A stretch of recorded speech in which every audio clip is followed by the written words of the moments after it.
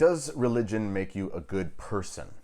Well, the wisdom, if you can call it that, of our age, a very materialist, atheistic age, is that you don't need religion to be a good person. And the argument goes that, well, because there have been so many people who have called themselves religious over the centuries that have also done things that are wrong, we can't say that religion makes you a good person. Well, we have to define some terms here, and the first term that we have to define is religion. What does the word religion mean? Well, the word religion, as far as I can tell, looking at its etymology, refers to something like a rule, something that you're bound to. So in general, all of those spiritual beliefs, and maybe even in some cases philosophical beliefs, like things like Confucianism or Buddhism, which it's not really clear whether or not it's a religion in the sense we would understand a revelatory religion like Christianity or Islam or even Hinduism in ways, although that's kind of a hybrid. But in any event, let's just use the term religion in a basic sense. So these things that people cling to as ways of understanding sort of the ineffable, mysterious realities about existence, and then they have a system of thought and social cues and mores and taboos and all these kinds of things, that they follow these things with the intention that if they do so, there will be some sort of goal or reward that will be given to them either in this life or the next, or the one that comes after that, with something like reincarnation. The most general sense of religion. Well, the thing is, even though I don't believe other religions besides Christianity and specifically Catholicism, even though I don't actually believe they possess the full truth, I would have to admit that from a basic human perspective, from a basic psychological and human perspective, every single religion in the loosest sense that one follows actually does contribute to their good and the betterment of their community in a general sense. Not universally and in all particulars, which we'll talk about as we go, but in general. Let's take, for example, something like Buddhism. Buddhism is a religion in the sense that it's kind of a philosophy and kind of a religion. And I'm not a Buddhist, but I've known Buddhists before.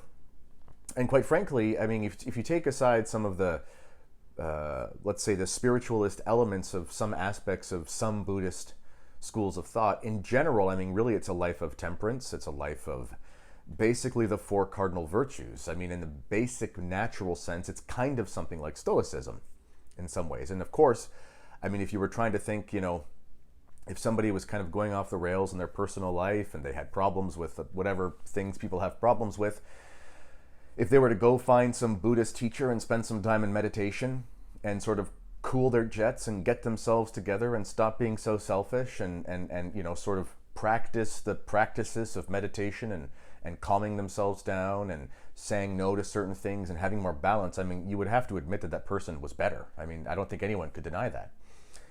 Even something like Islam. I don't believe Islam is true, and I think there are certain parts of Islam that are egregious, certain moral things.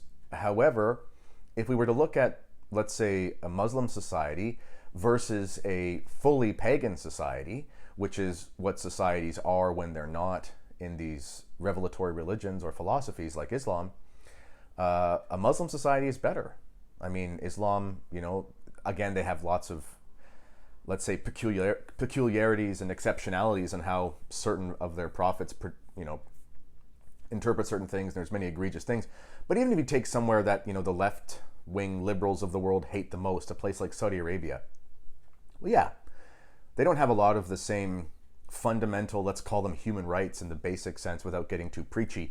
They don't have a lot of the basic realities that we enjoy in what we call the West, of course, but they don't have a lot of crime. They have stable families.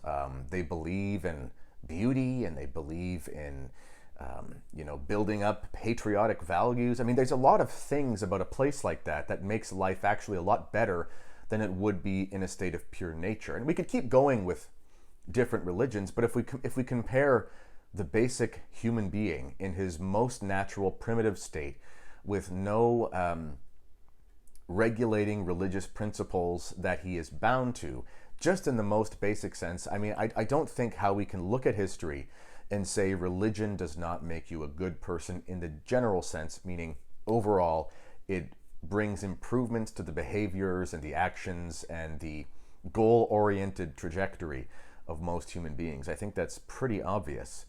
But then we have to define something else, because we're talking about religion, but we have to even look at this word good. Because we're saying, one of the arguments, as I've said, the main argument is, well, look, I mean, religious people have done bad things in the past.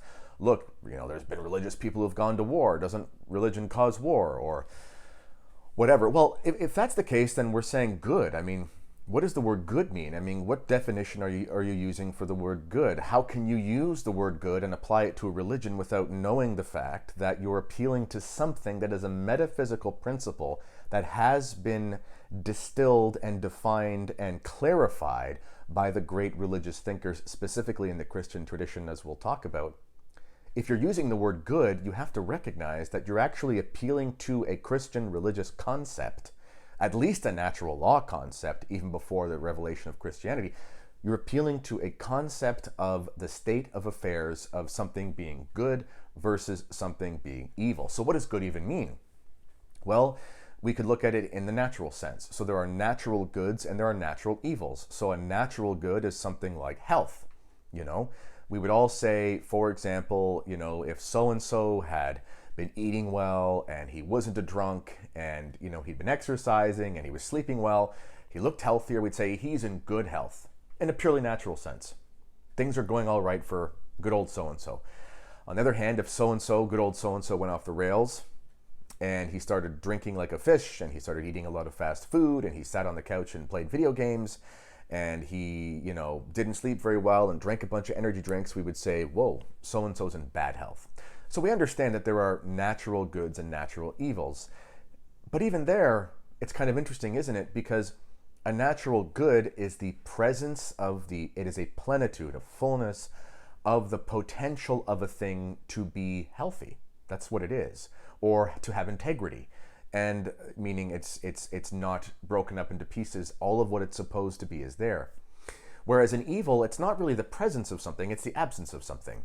So when someone gets sick because they're not eating well, yes, in a secondary sense, it's because they're putting bad things into their body, but the primary sense is that they're actually depriving their body of those things that need to be there in order to fill their biological systems, organs, muscles, whatever, with the necessary nutrients for it to function at its full capacity. So evil, even in the natural sense, is a privation of the good. And then when we move on to the metaphysical sense, we find the same thing. If you have something, you have a nice TV, and somebody takes that nice TV from you, we'll say that's evil. Well, why? Well, because you had ownership over that thing and you had trust in your community or trust in the person if you knew the person who took it. And now they've taken that thing away from you. So they've taken something away from you and done something against justice, meaning it was unjust what they did, because justice means you are given what you're owed or you give what is owed. And they were not owed that because it wasn't theirs and you hadn't agreed upon it. And then they actually break your trust, which means now there's something that you had beforehand, which was a feeling of security. There was this aspect where you could live in community with one another. And now they've actually taken that away. So again, it's a privation. It's a lack of the good.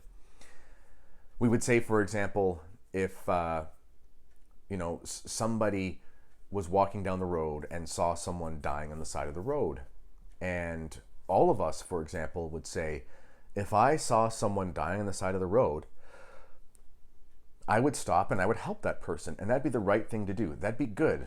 But why? Why is it good? Why is it the right thing to do? I mean, we all know why, but we actually don't really think about it a lot of the time. Why is it the right thing to do? Well, because the person needs your help. But hold on a second.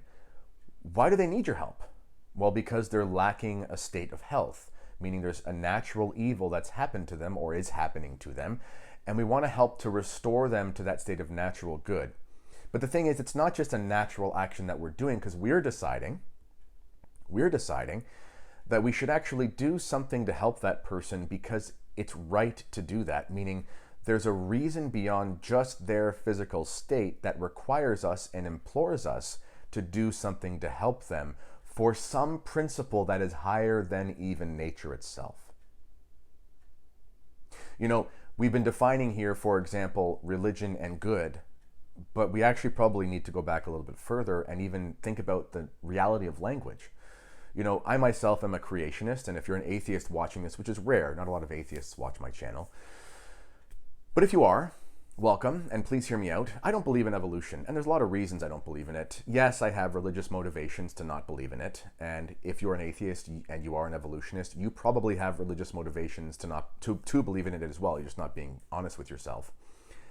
There's nothing about scientific discovery that makes you have pure reason or to be purely rational and to disregard all historical religious texts. That's a completely philosophical position that you've adopted for reasons that are not scientific, and you've decided to follow those for your own personal reasons, which have nothing to do with scientific discovery itself. So please don't pretend that you're someone who is purely scientific, because nobody is, in the sense of natural sciences. In any event, but besides that, I have had a lot of conversations with, excellent scientists, and I've done lots of research on my own. And by the way, you don't have to be a scientist to learn science.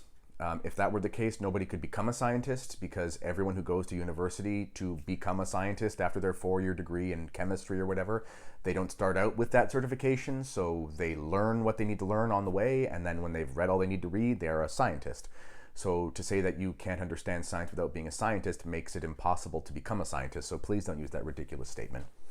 In any event, I have my reasons to not believe in evolution, but one of the reasons that I don't believe in evolution, excuse me, one of the reasons I don't believe in evolution is, quite frankly, because of the reality of language. And I'll explain what I mean by that. So I studied languages, and one of the things you realize when you study languages, and I mean, when I studied them, it was my concentration, it was my, my speciality in university.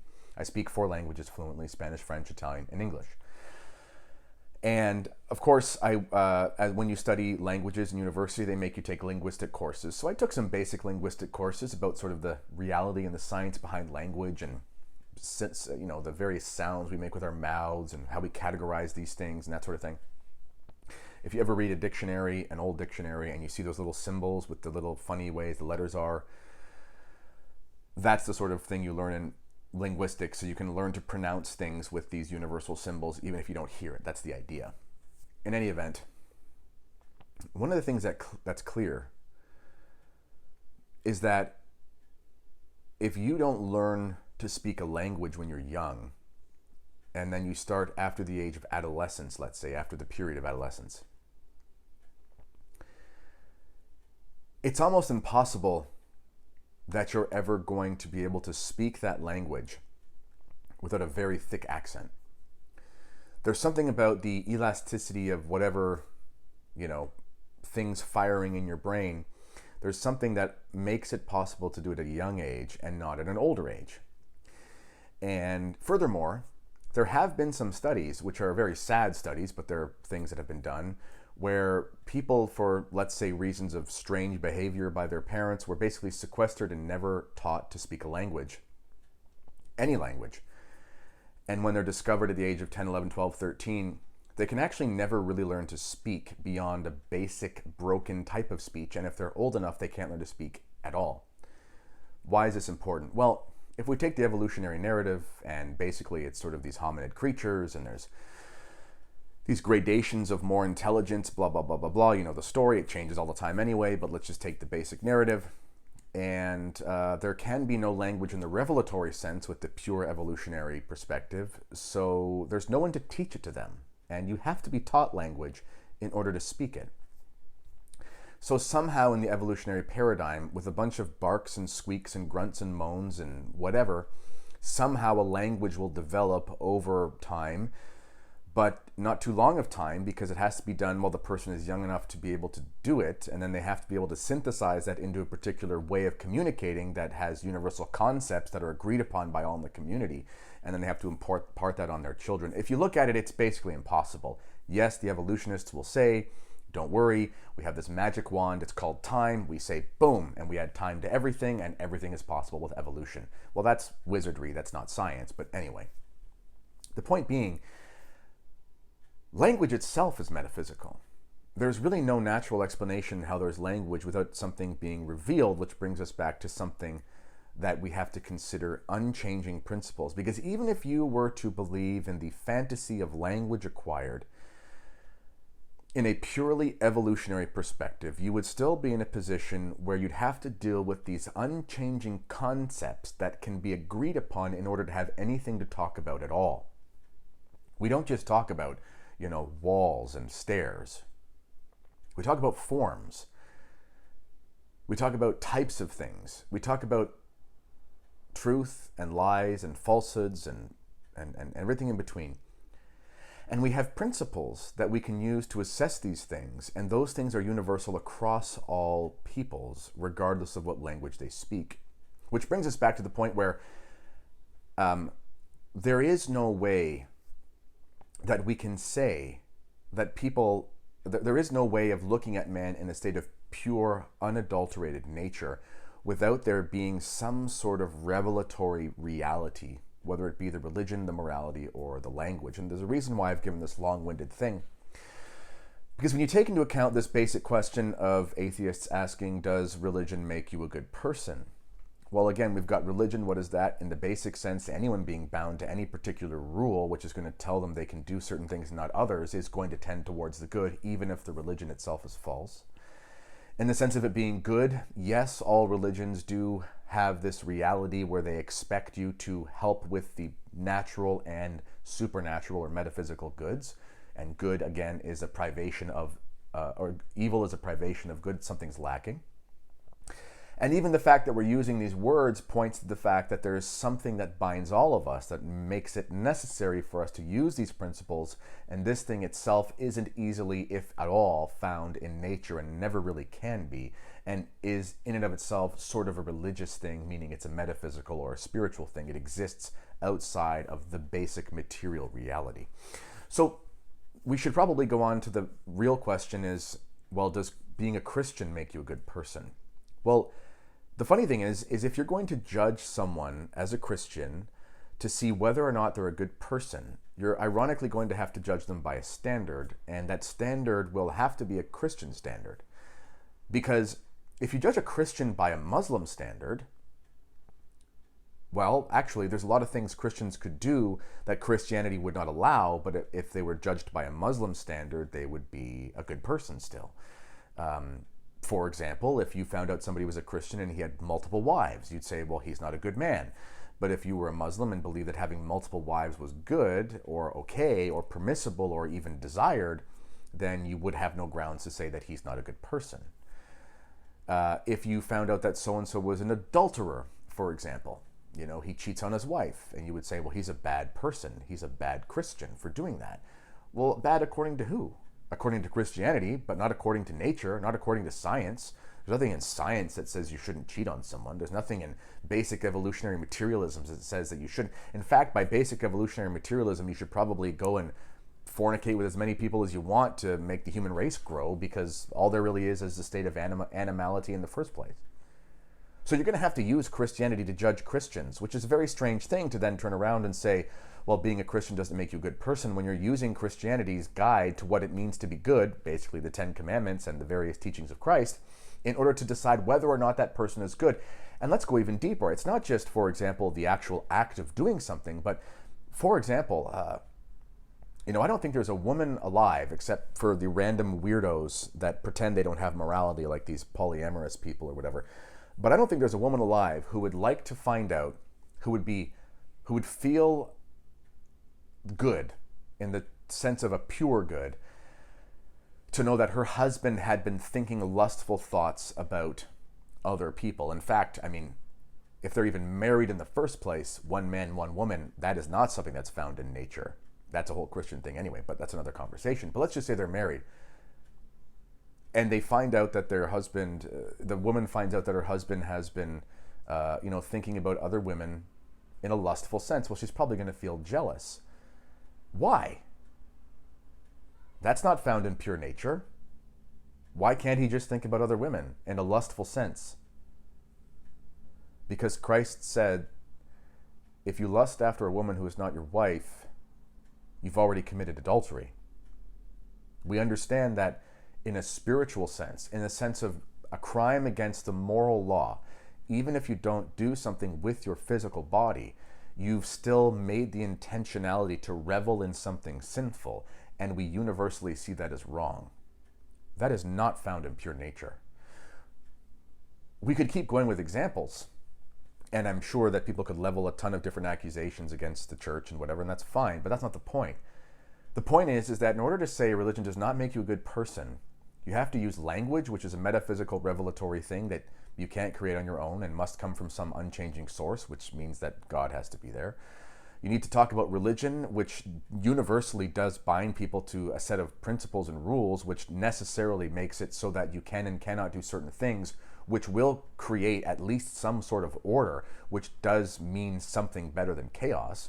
And third, you're talking about good, and when you use the word good, you're appealing to the natural law, and then you're appealing to Christian principles about what it means to be good in the first place in order to judge Christians, which just makes you kind of a hypocrite if you then reject the Christianity because you find people who are Christians who aren't good. Because Christians know that we don't do good things all the time, which is the whole point of the religion. That's another thing that's interesting, is these atheists who will point to Christians as being hypocrites and so forth. And I used to be one of these. I wasn't really an atheist, but I was kind of on the borderline when I was a young man, and I was stupid. And I would look around and I would see, oh, look at these Christians. They go to church every Sunday, but, that guy's, he's swearing. He's using the Lord's name in vain. Some hypocrite. I don't want to have any part of that. Not realizing to myself that he belonged to a religion that judged him as doing something evil, while at the same time recognizing that he would always have a proclivity towards evil and therefore would need divine help in order not to do so. Meaning, Christianity makes you good because it recognizes the fact that you have this proclivity towards evil and therefore offers you the help for it. The last thing I'll say here, little thought experiment. Even if you're an atheist and you think to yourself, oh, religion doesn't make people good. We've already talked about what those words even mean. But let's just have a little thought experiment. Let's just say you're a young lady and you are walking down the road at 1 a.m. in a very dangerous city like Detroit, Michigan, in a bad neighborhood. And you see two men walking up to you, and you see them in the shadows, and they have these big winter coats on, and they're kind of big, and you're worried because they seem like they're going to come talk to you about something, and you think it's kind of strange. Of course, you're going to be getting nervous. But how much more relieved would you be is if when they got to you and came into your sight because they walked under the street lamp, you saw that it was two Catholic priests coming from midnight mass carrying their missal in their hand or their divine office, versus if you saw these two men with bandanas on and looked like there's in the Hells Angels. You would automatically say, this man is a man of Christianity. This man has a set of principles that makes it very unlikely for anything bad to happen to me, versus if you saw someone dressed like a gangster of any sort, you would say, this man clearly is demonstrating that he does not follow the principles of Christianity, and therefore, given my location and the setting that I'm in, there's a very good chance that I'm in danger as a young woman. Everyone recognizes that Christianity makes you a better person, even if the individuals themselves fall short of that, which again, the scriptures told us that would happen. If we look through the Old Testament and we find all of the different people elected by God to do certain things and they sin, and we find that that is why Christ came, so that we could be forgiven of our sins, and that is why we have divine help as we continue to fall, and getting up from there, which is the Christian principle, is the only way that we become better. It is impossible to say that religion, especially Christianity, does not make you a better person. We have not talked about the salvation of soul and so forth, the different religions. That's another conversation for another day. Yes, religion, in the general sense, does make you a better person. And everybody watching this, especially if you're an Anglo who speaks English the way that I do, or some other dialect of English, and you've grown up in the Anglosphere, you're probably from a Christian country. Everything you believe about good is a Christian concept, and you need to recognize that before you start throwing around those terms, thinking that Christianity doesn't make you better when your concept of better is a Christian one in the first place. As always, this has been an edition of Mere Tradition. I'm Kennedy Hall, and I'll see you next time.